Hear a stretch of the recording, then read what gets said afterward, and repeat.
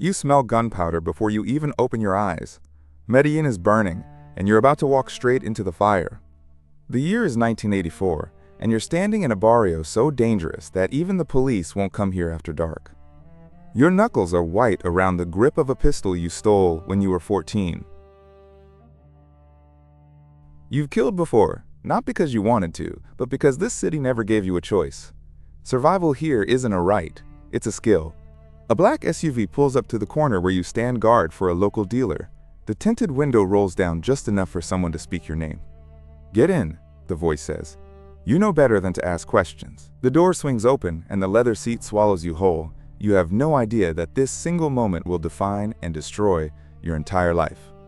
They drive you up into the hills, past checkpoints manned by boys younger than you, carrying AK-47s. The road twists through jungle so thick it blocks out the sun. When the trees break, you see it. A sprawling estate that looks like a palace dropped into the Colombian countryside. Peacocks strut across a manicured lawn as if they own the place. They pat you down at the gate, taking your pistol and your knife. You feel naked without them. A man in an expensive silk shirt leads you through marble hallways lined with paintings. You recognize none of the art, but you can smell the money on every surface. Then you see him, Pablo Escobar, sitting at a table eating a plate of rice and beans like he's nobody. He looks up at you and smiles like he already knows everything about you. "They tell me you're loyal," he says, pushing a chair out with his foot. "Sit down." You sit. Your heart is pounding so hard you're certain he can hear it. He asks you about your mother, your neighborhood, the men you fought. You answer honestly, because you sense that lying to this man would be the last lie you ever told. He slides an envelope across the table. "More cash than you've ever seen in your life. This is your first week's pay," he says. You try not to let your hands shake as you pick it up. He watches your fingers, studying you like a scientist observing a specimen. "You start tomorrow," he tells you, biting into a piece of bread. "Don Fabio will show you how we do things here." Don Fabio is a giant of a man with a scar running from his ear to his chin. He hands you a brand new Uzi and tells you never to point it at the patron. You're assigned to the outer security ring, the first line of defense, the first to die. You accept this without complaint, because complaining is a luxury for people with options. That night, you sleep in a bunkhouse with 11 other sicarios. Most of them won't survive the year, but none of you know that yet. You send your first payment home to your mother through a kid on a bicycle. She'll think you got a construction job, and you'll let her believe that forever. The next morning, you strap on a bulletproof vest, holster 2 pistols, and step into Pablo Escobar's shadow. Your new life has officially begun. The first week is surreal. You watch hippos wander a private zoo while guarding a man who controls 80% of the world's cocaine. Exotic birds scream from golden cages as you patrol the perimeter of Hacienda Nápoles. You learn the rotation.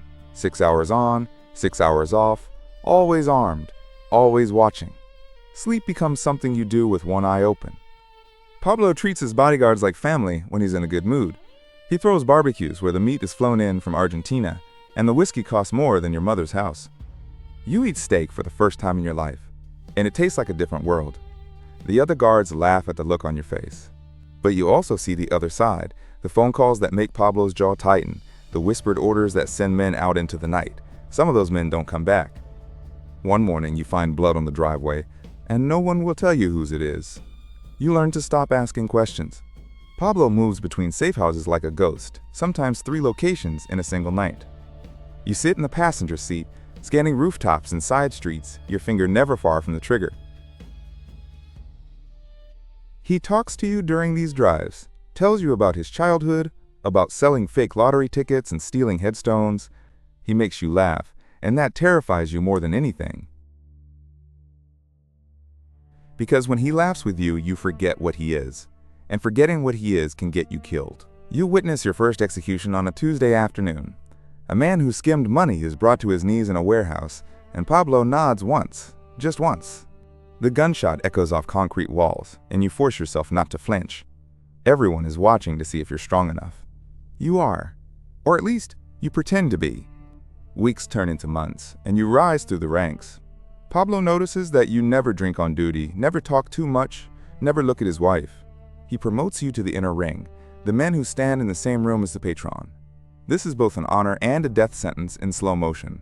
Now you see everything. The mountains of cash being counted by machines that break from overuse. You watch workers rubber band stacks of $100 bills into bricks. Pablo spends $2,500 a month just on rubber bands to wrap his money.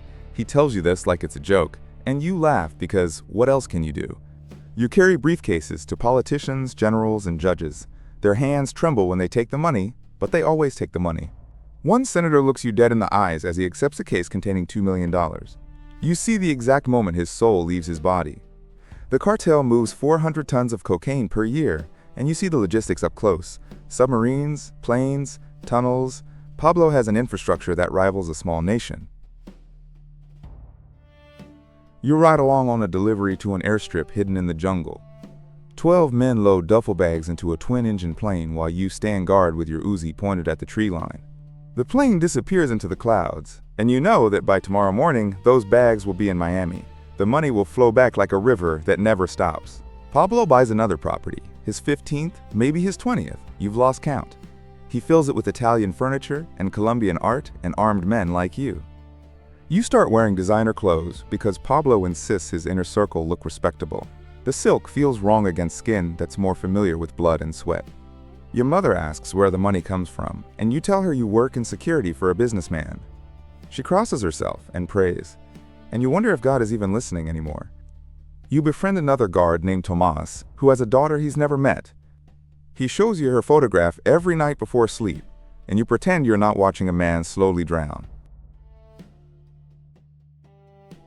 One night, Pablo throws a party with 500 guests, international models, and a private concert. You stand at the edge of the pool with a radio in your ear and a gun under your jacket, watching millionaires pretend the world is beautiful. A woman smiles at you from across the party, but you look away. Distraction is death in this world, and you've seen what happens to guards who forget that. The Colombian government starts pushing back, emboldened by American DEA money and pressure. Raids increase, and the safe houses start feeling less safe. Pablo's mood darkens like a storm rolling in over the Andes. He paces at night, makes calls at 3 in the morning, and you can see the paranoia eating him alive.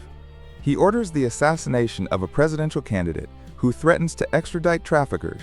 You hear the news on the radio and feel something cold settle in your stomach. Then he goes further. He bombs a commercial airliner, killing 107 innocent people. You stare at the television and realize you're working for a man who would burn the world to stay free. You think about leaving, but you know the only way out of the cartel is in a coffin. Your loyalty is no longer voluntary, it's a cage. That night you look in the mirror and don't recognize the person staring back. The burial kit is gone, replaced by something harder, something hollow.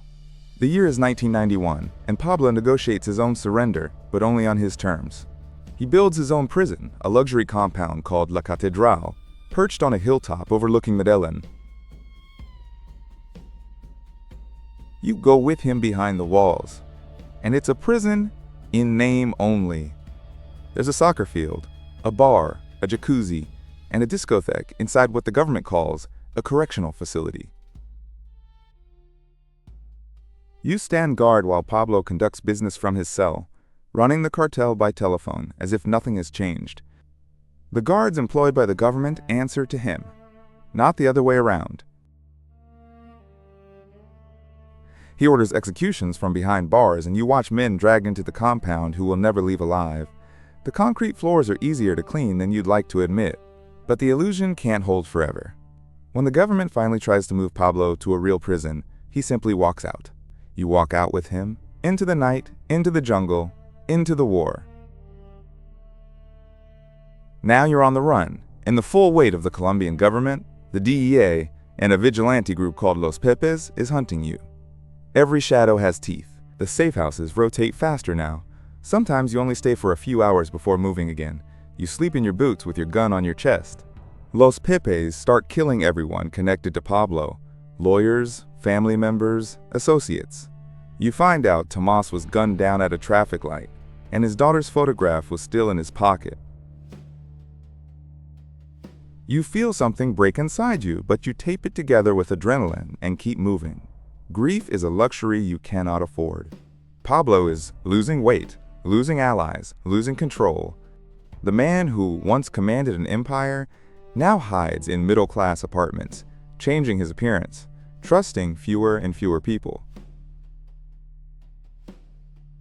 He looks at you one night with eyes that have lost their spark. "You're one of the last ones," he says, and you don't know if it's gratitude or a warning. The cartel's money pipeline is being strangled, property seized, accounts frozen, associates flipped by the DEA. You haven't been paid in weeks, but leaving now would be suicide. You hear rumors that members of the cartel are making deals with the government, trading information for immunity. Trust is a corpse rotting in the Colombian sun. Pablo calls his son every day from disposable phones, and those calls are getting shorter. You can hear the fear in his voice for the first time, and it makes you more afraid than anything. You move to a nondescript house in a residential neighborhood of Medellín. Pablo grows a beard, wears glasses, tries to look like someone who sells insurance. The walls are closing in. You can feel it in the static on the radio, in the helicopters that circle at odd hours, in the way the neighborhood dogs bark at nothing. Something is coming. Pablo celebrates his 44th birthday in hiding with a small cake and 2 guards, you and 1 other. He blows out the candles and wishes for something none of you believe in anymore. December 2nd, 1993, you wake up to the sound of Pablo's voice on the phone. He's talking to his son, telling him to be strong, to take care of his mother. You look out the window and see nothing unusual, but the hair on the back of your neck is standing up. Your body knows something your mind hasn't figured out yet.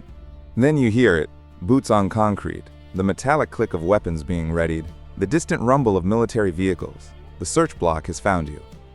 Pablo hangs up the phone and looks at you. For one frozen second, neither of you moves. "Vámonos," he says, grabbing a pistol. You follow him toward the back of the house, toward the roof, toward anywhere that isn't here. You kick open a window and climb onto the rooftop, your shoes slipping on the terracotta tiles. Gunfire erupts below, and the world splits apart. You see soldiers pouring into the street from every direction. There is no escape route, no backup, no miracle. This is the end of the road. Pablo runs across the rooftop, firing his pistol wildly. You raise your weapon, but there's nothing to shoot at that won't result in an army shooting back.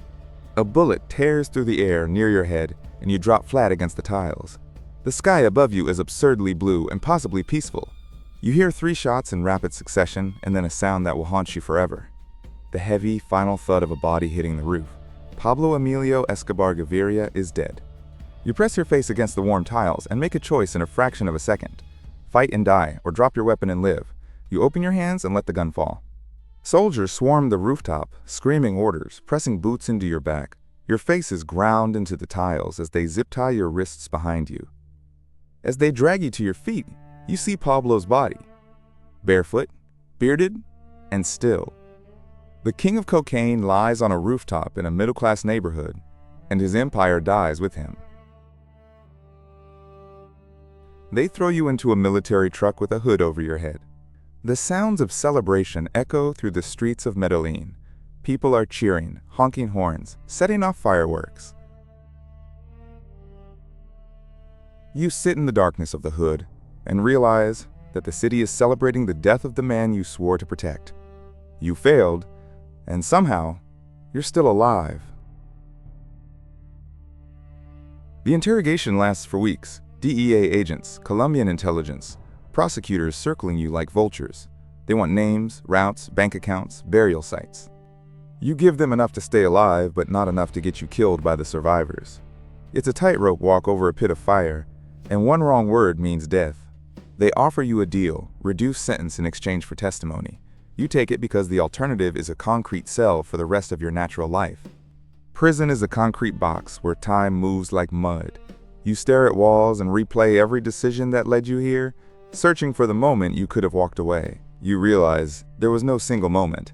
It was 1,000 small steps, each one leading deeper into quicksand. By the time you noticed you were sinking, the surface was already gone. Other inmates know who you worked for, and that buys you a strange kind of respect.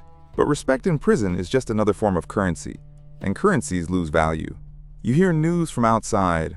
The Cali cartel falls, then the Norte del Valle, then others. The drug trade doesn't die. It just changes hands like a blood-stained baton.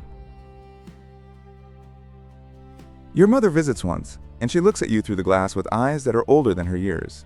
She doesn't ask what you did, and you love her for that.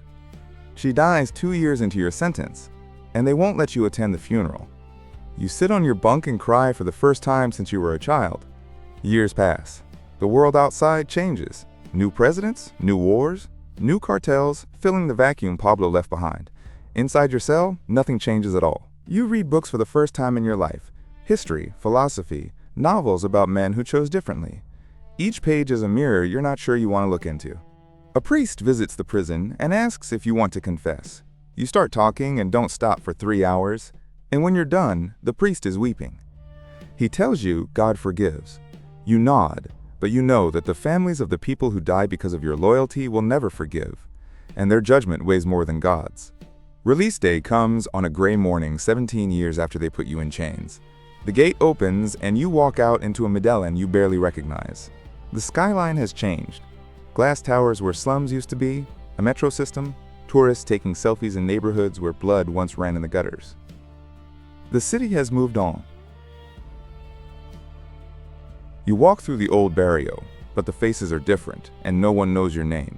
You are a ghost haunting a city that has already buried its dead. You get a job washing dishes in a restaurant kitchen, and the owner doesn't ask about your past. The steam and the routine become a kind of prayer. Sometimes you see young men on street corners with hungry eyes and guns tucked in their waistbands, and you want to tell them how this story ends. But they wouldn't listen, because you didn't. At night, the dreams come. Pablo's laugh, the smell of cordite, the sound of a body hitting a rooftop. You wake up reaching for a gun that isn't there. You visit your mother's grave and place flowers on the headstone she never got to see you by. You tell her you're sorry, and the wind carries your words into the Medellín sky. A journalist finds you and asks for your story. You tell her to write this, that empires built on blood always collapse, and the men who guard them are buried in the rubble. You walk home through streets that have forgotten you, and for the first time in 30 years, no one is watching, no one is following, no one wants you dead. You sit on your front step as the sun sets over the city that made you and broke you. You are free, but you will never be clean, and you will carry Pablo Escobar's shadow until the day you die.